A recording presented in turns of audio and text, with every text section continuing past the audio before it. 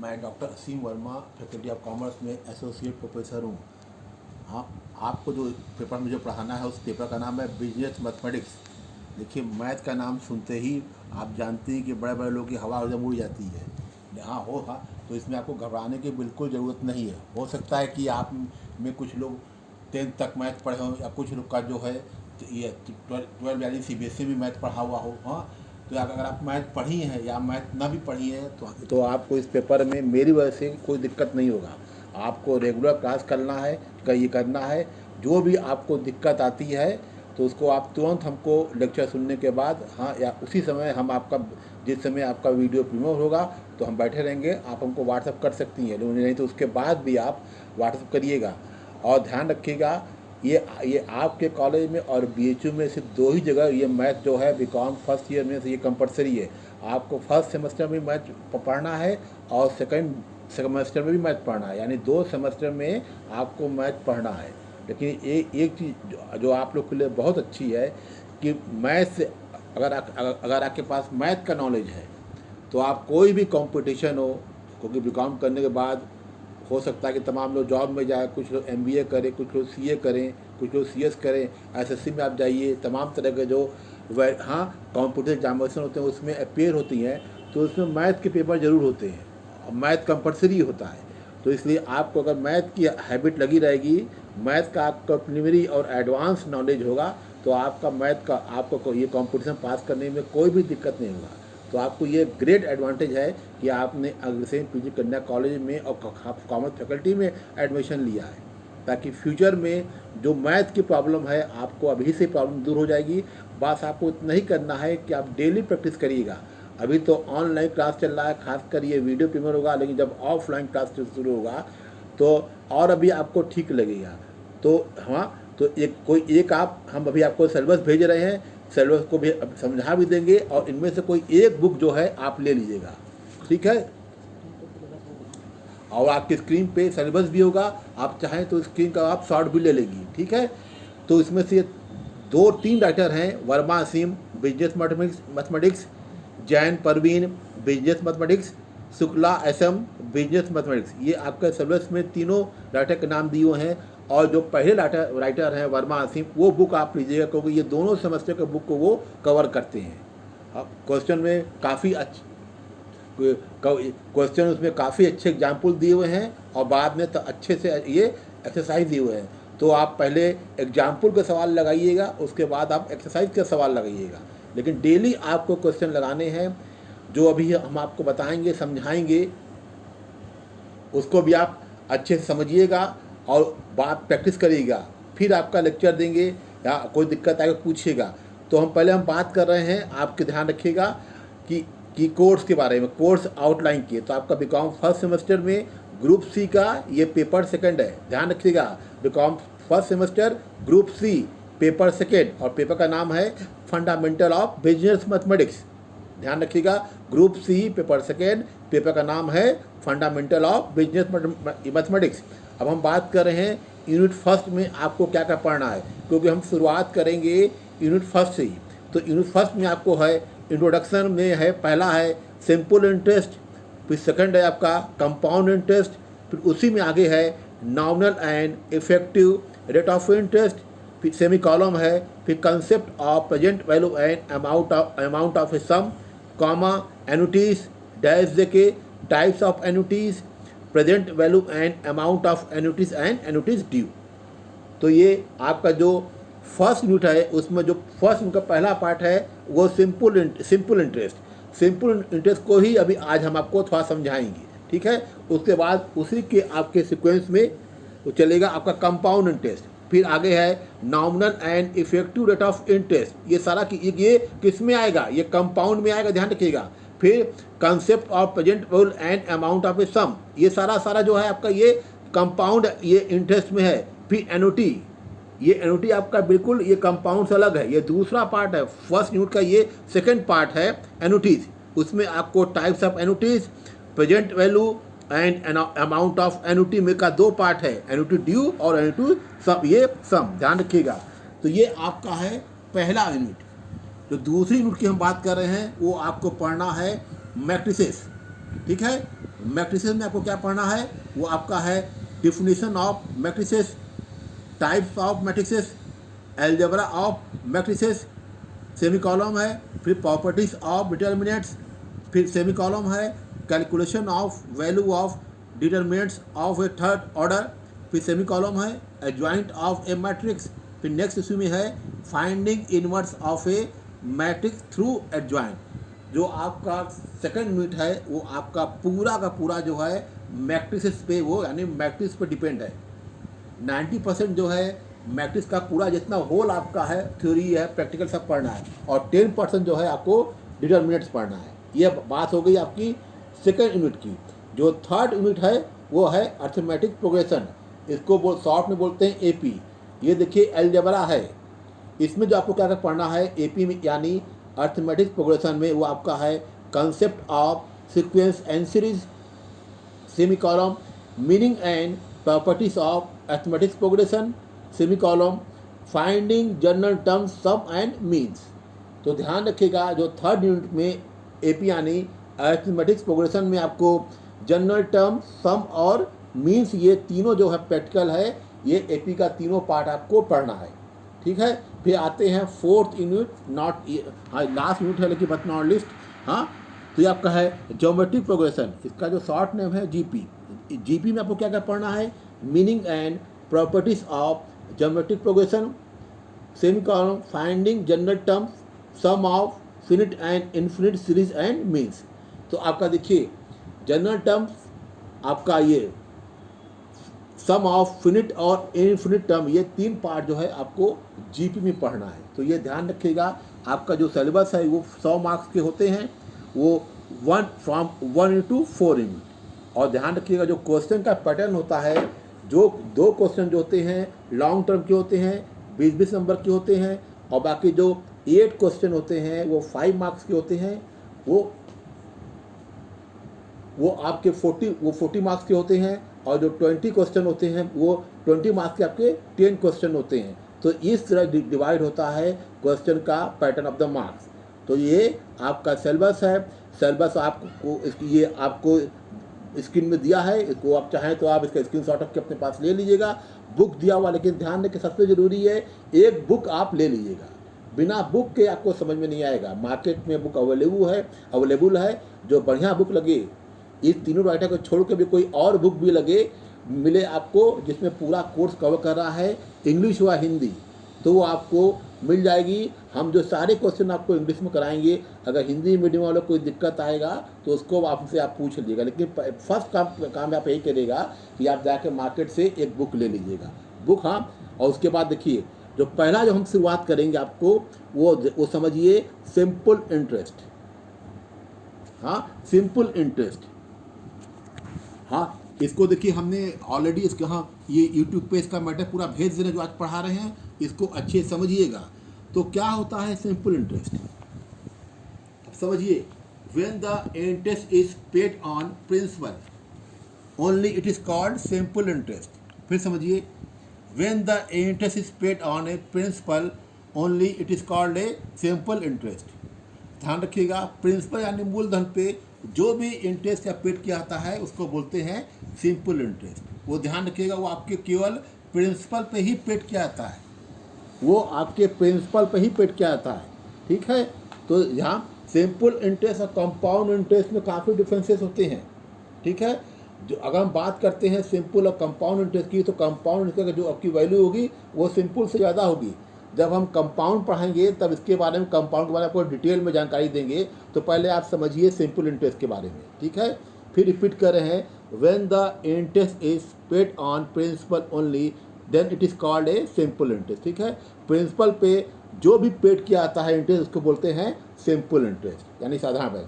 अब इसका देखिए, हाँ, अब इसको किस तरह सॉल्व करते हैं, इसका एक सिंपल सा फॉर्मूला होता है, शॉर्ट में बोलते हैं SI means simple interest is equal to PRT by 100, where CI is equal to SI is equal to simple interest, P is equal to principal, R is equal to rate %, T is equal to time and A is equal to amount। ठीक है, और यहाँ पे ध्यान रखिएगा amount is equal to होता है P plus I is equal to हो गया प्रिंसिपल प्लस इंटरेस्ट। कभी कभी क्वेश्चन आप देखिएगा कि अमाउंट के बारे में पूछता है, फाइंड आउट द अमाउंट। जब अमाउंट के बारे में पूछेगा तो प्रिंसिपल प्लस इंटरेस्ट को जोड़ देगा तो आपको अमाउंट की वैल्यू मिल जाएगी। तो इसका फॉर्मूला आप समझ लीजिए, S I is equal to P R T by 100। P means आपका हो गया ये principal, R means rate of interest, T मतलब टाइम और A is equal to amount. इतना क्लियर है? हाँ, आपको ये सारा जो मैटर जो हम बोल रहे हैं ये स्क्रीन पे आपको दिख रहा होगा, ठीक है। अपना मैटर जो है स्क्रीन पे हम लोड कर दिए हैं। हाँ, इसका आप चाहे तो आप स्क्रीन शॉट भी ले लीजिएगा, ठीक है। वहाँ जो भी हम आपको पढ़ाएंगे वो स्क्रीन पर लोड कर देंगे, उसका आप स्क्रीन शॉट ले लीजिएगा और उसकी खूब प्रैक्टिस आप करिएगा। बुक भी आप रखिएगा, दोनों मिला के करिएगा। फिर आप देखिए, अब हम बात कर रहे हैं क्वेश्चन नंबर 1, क्योंकि आपके कोर्स में जो पहला पार्ट है ये सिंपल इंटरेस्ट पे। देखिए ध्यान रखिए, एग्जामिनेशन में जनरली कंपाउंड इंटरेस्ट से ही पूछता है, लेकिन चूँकि आपके कोर्स में है, क्या पता कभी पूछ दे, तो जानकारी आपको होनी चाहिए कि सिंपल इंटरेस्ट क्या होता है। घर में गार्जियन ने कोई कभी पूछ दे तो आपके पास नॉलेज होनी चाहिए, ठीक है। तो अब देखिए, find the SI on ₹10,000 for 4 years at the rate of 5% per annum. देखिए कभी कदा हमने आपको देखा होगा ब्रैकेट में लिखा हुआ ए, इसका मतलब होता है एट द रेट ऑफ। हाँ, शॉर्ट ऑफ ए का मतलब जो ब्रैकेट में दिया हुआ है, आप अपने स्क्रीन पे देखिएगा। जो क्वेश्चन नंबर 1 है, find the SI on ₹10,000 for 4 years, bracket में दिया हुआ ए, हाँ, वो 5% पर एनम, यानी at the rate of per annum. देखिए आपको जो दिया हुआ है 10,000 का 4 साल में जो है वो 5% की रेट से पर एनम जो है क्या आपका होगा सिंपल इंटरेस्ट। क्लियर है? अब फॉर्मूला आप जानती हैं, S I is equal to P R T upon 100। P कितना आपका दिया हुआ है 10,000, ठीक है। रेट कितना दिया हुआ आपका 5% है और टाइम कितना दिया हुआ है 4 years।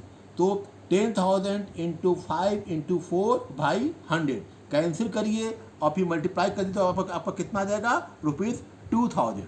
यानी जो 4 साल का जो आपको ब्याज मिलेगा वो 5% हिसाब से वो आपका 2,000 रुपये। यही आपका आंसर हो गया। तो एग्जामिनेशन में देखिए ऐसे भी क्वेश्चन आते हैं, कभी डेज में आ जाएंगे, कभी मंथ में आ जाएंगे, उसको आगे हम एक्सप्लेन करें। लेकिन सिंपल सा जो तरीका आपका यही है, सिंपल इंटरेस्ट का फॉर्म लगाने का, फॉर्मूले को ध्यान में रखते हुए एग्जामिनेशन में फॉर्मूला पहले पुट करिएगा, फिर जो पूछा है उसको पुट कर दीजिएगा, और जो नहीं और जिसको पूछना है, जो पेपर में पूछे कोई क्वेश्चन में पूछेगा उस पर आप क्वेश्चन मार्क लगा दीजिएगा, ठीक है। ये अब आइए सेकंड क्वेश्चन पे। A man borrowed a sum of ₹5,000 at the rate of 6% per annum for 3 years. What will be the amount paid by the man? ये अपने स्क्रीन पर देखिए, सेकंड क्वेश्चन दिया हुआ है।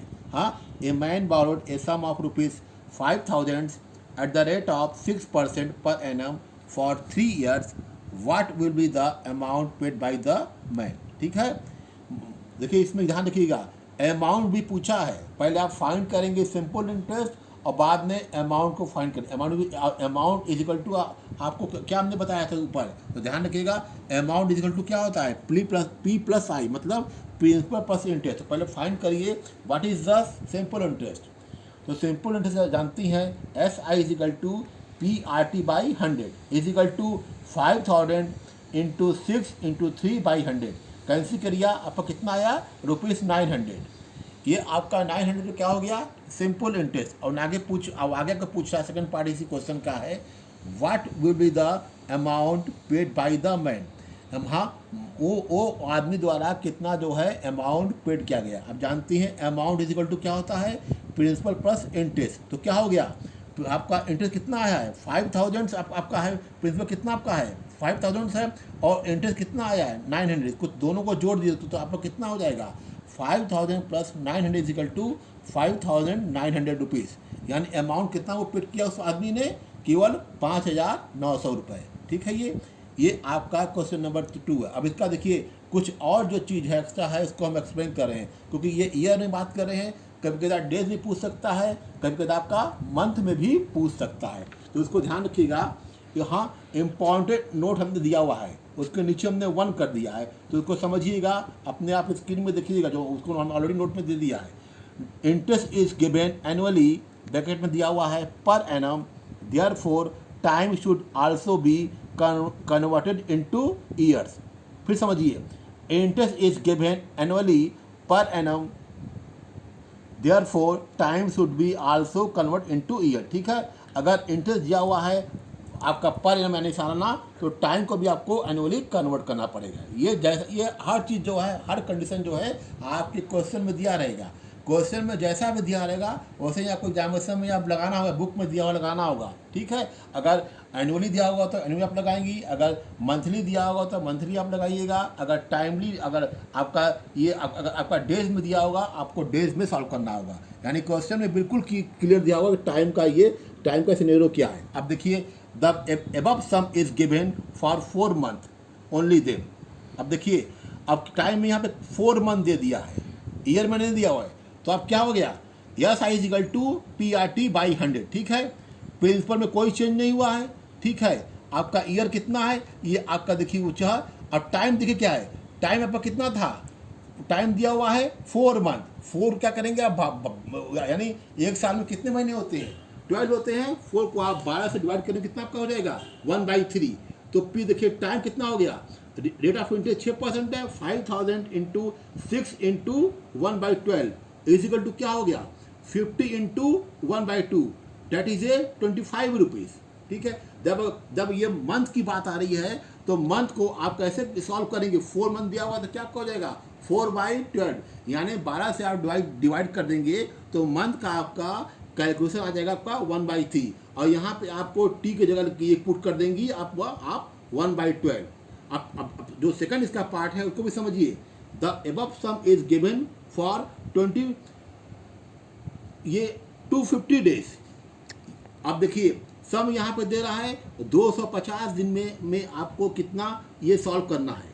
वहाँ दिया था 4, ये आपका दिया रहा है 4 मंथ, यहाँ पे दे रहा है 450 दिन। अब देखिए फॉर्मूला सेम है, PRT/100, प्रिंसिपल कितना दिया हुआ है 5000, आपका ये कितना दिया हुआ है 6 दिया हुआ है। अब देखिए, अब ये कह रहे हैं कि अब ये 250 डे है, तो 200 अब डेज है, इसको साल में कितना हो जाएगा, साल में कितना दिन होता है 365 दिन दिया हुआ है 250, और साल में कितना दिन होता है 365, तो 365 को डिवाइड करिए, यानी 250/365 कितना आपका जाएगा 50/73। ये आपको हमने सॉल्व भी कर दिया है। आप देखिएगा जो हमने आपको जो ये सॉल्व किया है, आप ये स्क्रीन पे देखिएगा, तो दाहिने तरफ हमने सॉल्व भी किया है 250/365, दैट इज 50/73। हाँ, अब इसको यहाँ पुट करिए, SI is equal to PRT/100 is equal to 5000 into 6 into 50/73, तो कितना आपका आया 15,000/73। इसको फिर आप डिवाइड करिएगा तो आपका कितना आ जाएगा ₹205.48। तो जो 4 डेज का जो आपका वो आपका सिंपल इंटरेस्ट आएगा वो आपका 200, हाँ वो आपका आ जाएगा 205.48, यानी 4 मंथ का। ठीक है, वो 4 मंथ का था, ये आपका कितना हो जाएगा 250 डे, वो मंथ में था। जब मंथ में हमने कन्वर्ट किया, जब मंथ की जब हमने मंथ को सॉल्व किया तो उसने अपने 12 से भाग दिया है, या ध्यान रखिएगा। और यहाँ जब आप डेज को हम सॉल्व कर रहे हैं तो इसमें हम क्या करेंगे, डेज दिया है तो डेज से ही डिवाइड करेंगे। तो डेज की कुल साल में कितने दिन होते हैं 365, तो 250 250/365। ये इस तरह आपको ईयर रहेगा तो कोई दिक्कत नहीं है, जैसे दिया हुआ है 4 ईयर तो 4 ईयर, वही अगर मंथ आ जाएगा या डेज में आ जाएगा तो बिल्कुल इसी पैटर्न पे आप सॉल्व करिएगा। ये चीज़ आपको कंपाउंड इंटरेस्ट में भी अप्लाई करना पड़ेगा। ठीक है जी, हाँ यही चीज़ है, लेकिन वहाँ पे कंपाउंड इंटरेस्ट के फॉर्मूले अलग होते हैं। क्वार्टरली में वहाँ पे ध्यान रखिएगा, क्वार्टरली के अलग नियम होते हैं, हाफ ईयरली के अलग नियम होते हैं, एनुअली के अलग नियम होते हैं। इसको आपको हम नेक्स्ट लेक्चर में समझाएंगे, पहले इतना लगाइएगा। और जो भी आपको देखिए, अगर आपको 10th स्टैंडर्ड की बुक मिल जाती है तो उसमें भी सिंपल इंटरेस्ट आपको समान क्वेश्चन दिए रहेंगे, उस बुक से भी आप लगाइए। पहले अपना बेस मजबूत कर लीजिए, और मैथ से बिल्कुल आपको डरना नहीं है, मैथ को भगा देना है। ध्यान रखिएगा, मैथ का आपको मार्क्स अपने डर से डर निकाल दिएगा जितना आपको प्रैक्टिस करिएगा। और आप भी अगर आप नॉन मैथ के बच्चे हैं तो आप और फाइट करिएगा। जिनका मैथ पढ़ा होता है तो आप जानते हो थोड़ा ओवर कॉन्फिडेंस होते हैं, और हमारा ये रिकॉर्ड है जो नॉन मैथ के बच्चे होते हैं, यानी जिसका 10th में या 8th में मैथ नहीं होता है, वो 90-95 मार्क्स ले आते हैं आउट ऑफ 100 में। बस कंडीशन यही है कि खूब मेहनत करिए, और मैथ में आपके अच्छे स्कोर रहेंगे तो आपका 70% 75% आप मार्क्स आपके बहुत आसानी से गेन कर जाएंगी। और जब अगर आपका बीकॉम फर्स्ट क्लास रहेगा तो समझ जाइए आपको कैरियर काफ़ी स्ट्रांग रहेगा। और जिनका 10th फर्स्ट क्लास है, जिनका 12th फर्स्ट क्लास है, जिनका बीकॉम फर्स्ट क्लास है, अगर तीनों का आपका करियर में फर्स्ट क्लास रहेगा तो आप जानती हैं इस समय गवर्नमेंट ऑफ इंडिया ने ग्रुप बी और ग्रुप सी के सर्विसेज में इंटरव्यू को हटा दिया है। केवल रिटन एग्जामिनेशन पास करिए और फिर जो आपका क्वालिफिकेशन है उसके अनुसार आपका मेरिट बनेगा। अगर आपका 10th में अच्छे मार्क्स हैं, 12 में अच्छे मार्क्स हैं और बीकॉम में अच्छे मार्क्स हैं तो आप एक ही बार में, चाहे बैंक का हो चाहे एसएससी का हो, वो बड़े आराम से जो है आप कंपटीशन निकाल ले जाएंगी। ठीक है, तो आपको यहाँ पे हम अपना लेक्चर को क्लोज कर रहे हैं। अच्छे से पढ़िए, अच्छे से मेहनत करिए, कोई भी डाउट होगा तो हमको व्हाट्सएप करिए।